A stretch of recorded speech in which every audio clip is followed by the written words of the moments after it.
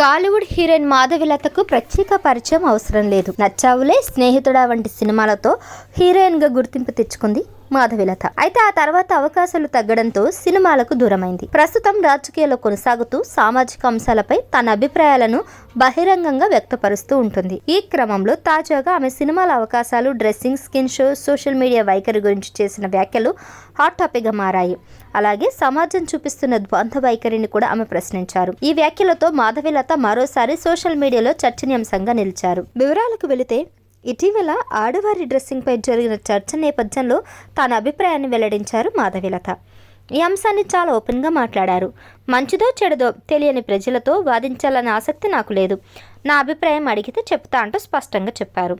అమ్మాయిలు పద్ధతిగా బట్టలు వేసుకోవాలి, అదే సమయంలో మోడర్న్గా కూడా ఉండాలి, అందంగా అలంకరించుకోవాలి, కానీ అందరూ అసహ్యంగా చూసేలా ప్రవర్తించకూడదు అంటూ ఘాటుగా వ్యాఖ్యానించారు. ఓ అమ్మాయిని చూసినప్పుడు బాగుందిరా అనిపించాలి, కానీ అభ్యంతరకరంగా మాట్లాడాల్సిన పరిస్థితి రాకూడదు.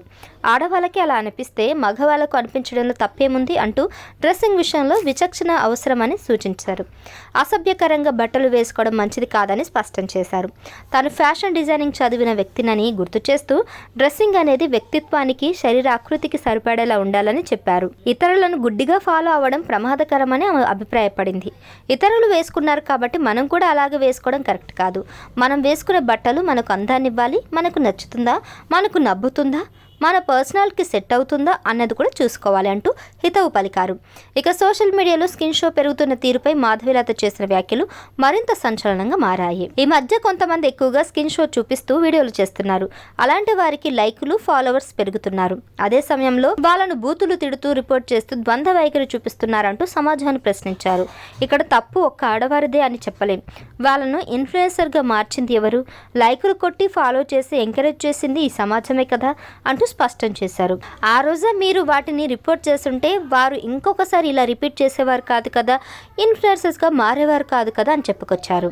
హేట్ చేస్తున్నారు, మరుసటి రోజు అదే అమ్మాయికి ఫోటోలకి మళ్ళీ లైక్ కొట్టేస్తున్నారు, బహిరంగంగా ఏమో తిడుతున్నారు, మీరే ద్వంద్వ వైఖరిగా మాట్లాడుతున్నారంటూ సమాజాన్ని ఎత్తి చూపించారు మాధవిలత.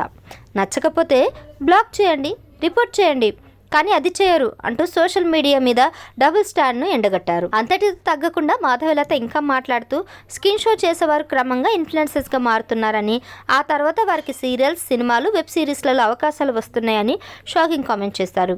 గుడ్డలు తీస్తేనే ఆఫర్లు వస్తున్నాయన్న భావన ఇండస్ట్రీలో బాగా పెరుగుతుంది. ఇందులో ప్రధానంగా సమాజమే వారిని పెంచి పోషిస్తుందంటూ షాకింగ్ వ్యాఖ్యలు చేశారు. తన సర్కిల్లోని కొందరి ఉదాహరణలను కూడా మాధవిలత ప్రస్తావించారు. మొదట్లో శారీలో సంప్రదాయంగా కనిపించిన కొందరు క్రమంగా నడుము చూపించడం మొదలుపెట్టారు. అలా ఫాలోవర్స్ పెరిగారు. తర్వాత మరింత అతిగా చూపించడంతో collaborations, shop openings, serials, web సిరీస్లో అవకాశాలు వచ్చేసాయి. వాళ్ళు కూడా పొట్టకూటి కోసం ఇలా చేస్తున్నామని చెప్పుకొస్తున్నారు, వాళ్ళని వాళ్ళు సమర్థించుకుంటున్నారు అంటూ సమాజ తీరుపై ఆవేదన వ్యక్తం చేశారు.